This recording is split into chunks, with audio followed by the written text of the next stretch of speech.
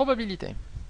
Alors, le but de ce chapitre est de voir très simplement comment étudier une expérience aléatoire, comment déterminer la probabilité d'un événement, comment utiliser efficacement un arbre de probabilité, voir les propriétés les plus importantes concernant les événements indépendants, les événements incompatibles, et on finira par l'étude des variables aléatoires.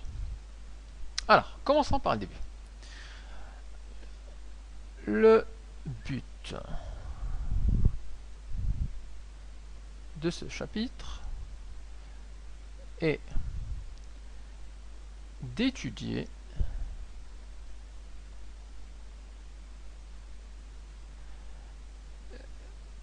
les expériences aléatoires. Alors, en particulier, qu'est-ce qu'on entend par une expérience aléatoire? On retrouvera notamment un lancer de dés, un tirage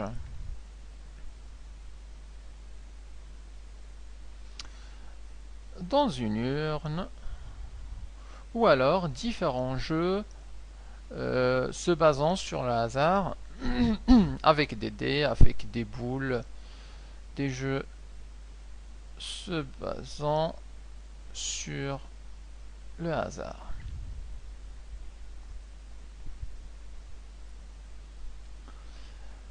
Alors, qui dit étudier les expériences aléatoires dit aussi qu'on va calculer,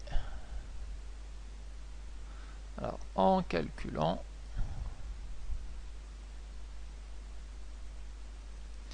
la chance ou la possibilité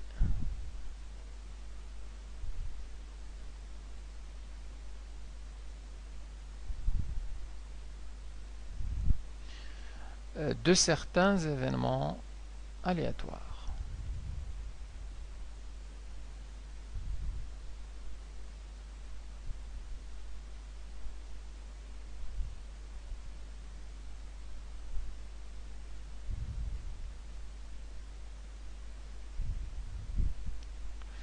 Alors, commençons par définir ce que c'est qu'une probabilité.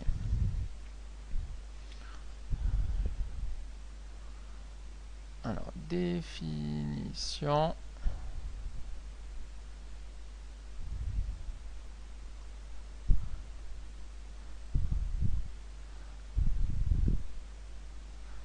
d'une probabilité.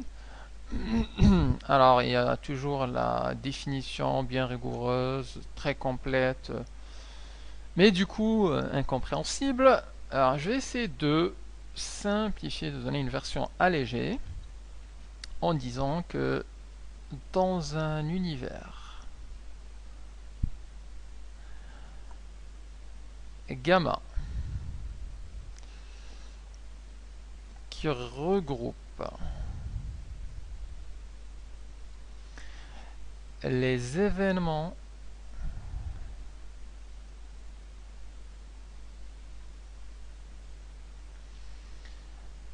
aléatoires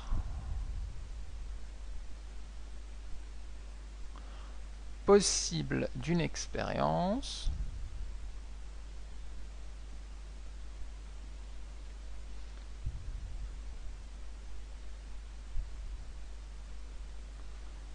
une expérience bien évidemment aléatoire. Si on définit A comme étant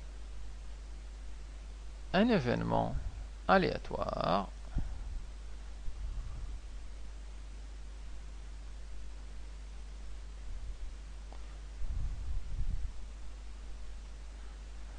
ça peut être A correspond à l'obtention du chiffre 6 lorsqu'on lance un dé. Donc un événement aléatoire Alors la probabilité de cet événement, on écrit P de A égale au nombre de cas favorables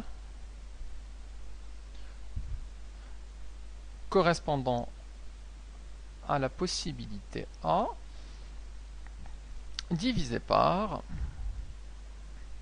le nombre total des cas.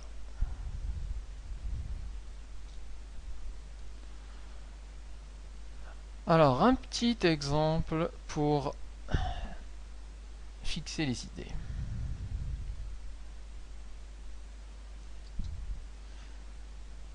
Alors, pour calculer une probabilité, en fait, on a besoin de deux choses. On a besoin de calculer les cas favorables de l'événement, le cas favorable de l'obtention du 6 lors d'un lancer D, et on a besoin aussi de calculer le nombre total des cas. Alors l'exemple, c'est on lance un dé possédant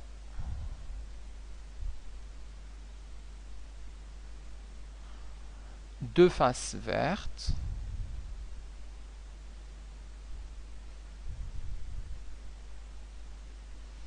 et quatre faces rouges. En total, il a 6 faces.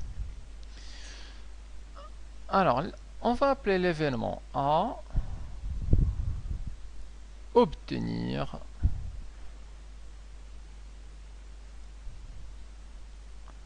une face rouge. On va appeler B, c'est le fait d'obtenir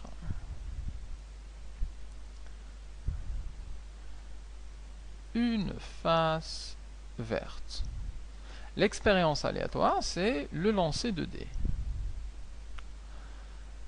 Alors, on souhaite calculer la probabilité, je peux le mettre ici, on lance le dé une fois. C'est notre expérience. Alors on peut calculer la probabilité de l'événement A qui va être, alors les possibilités, lorsqu'on lance un dé a 6 faces, donc il a 6 possibilités. Or, on sait que ce dé-là possède 2 faces vertes et 4 faces rouges. Donc le nombre de possibilités de l'événement A, c'est-à-dire d'avoir une face rouge, on peut avoir 4 possibilités, puisqu'on a 4 faces. Le nombre total de cas possibles avec un dé possède 6 faces, donc le nombre total, ça va être 6. Donc ce qui correspond en fait à... Donc le 4 correspond aux 4 faces rouges. Et on divise par les 6 faces possibles. Donc on a 4 sur 6, on peut simplifier par 2 et ça nous fait du 2 sur 3. Et donc la probabilité de l'événement A est de 2 sur 3. Calculons la probabilité de l'événement B.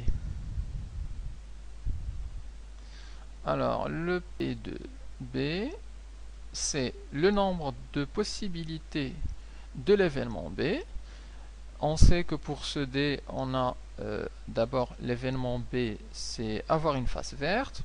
On sait que pour ce D, il possède 2 faces vertes. Donc, le nombre de possibilités pour avoir une face verte, c'est égal à 2. Et le nombre de possibilités totales lorsqu'on lance un dé, donc ça reste le 6, ça ne change pas. On peut donc simplifier et ça va nous donner un tiers. Donc pareil, 2 faces vertes divisées par les 6 faces possibles, donc ça fait un tiers. Donc la probabilité de l'événement A, c'est 4 sixièmes. La probabilité de l'événement B, c'est un tiers. 2 sixièmes, donc un tiers. Alors, quelques propriétés directes.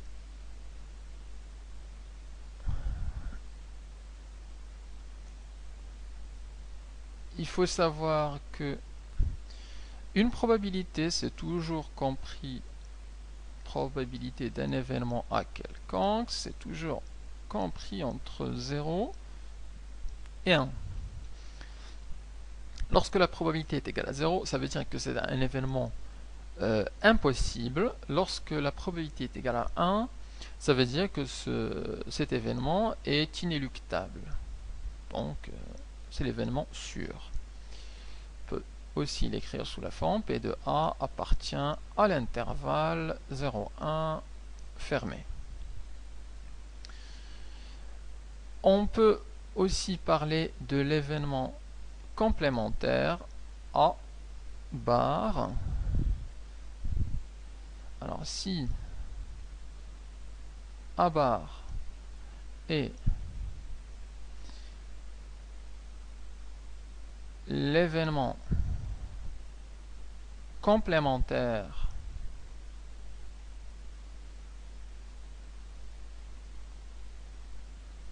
de A, dans le sens des ensembles, lorsqu'on a un ensemble, donc ça c'est l'ensemble oméga, et si on a à l'intérieur ici l'ensemble A, alors l'ensemble A bar correspond à l'autre partie, à tous les éléments qui n'appartiennent pas à A.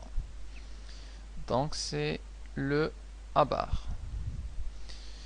C'est ce qu'on appelle le A bar. Donc dans notre exemple ici, le A bar, lorsqu'on lance le dé, on peut soit avoir une face rouge, soit avoir une face verte. Donc on peut dire que l'événement complémentaire de A, c'est-à-dire A bar, c'est égal à B.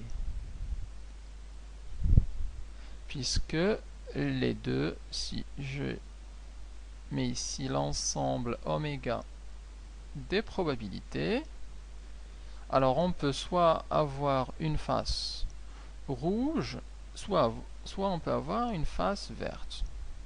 On ne peut pas non pas obtenir ni rouge ni vert, ou alors en même temps obtenir R et vert.